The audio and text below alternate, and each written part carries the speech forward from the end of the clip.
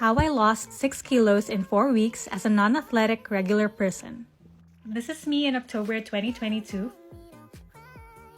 And 1 month later, this is me, kayang-kaya na mag-crop top in public. I did 3 things, and this first tip might actually be a little controversial, but let me tell you. Work out for at least 30 minutes 3 times a week.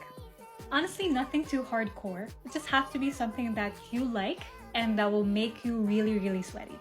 I personally don't track calories, like I don't track how many I take in or burn when I exercise. I just think it's another habit to build on its own. And sinasanay natin yung sarili natin magpawis and mag-exercise. Some days I do HIIT.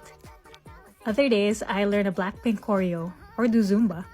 And this is why it might get a little bit controversial. It's because I follow Chloe Ting's videos. Okay, I know Chloe Ting is pandemic years ago, or she might not be the best, yada yada yada. But I really saw results when I did her workouts. So find what works for you and do it for at least 30 minutes 3 times a week. And follow for parts 2 and 3.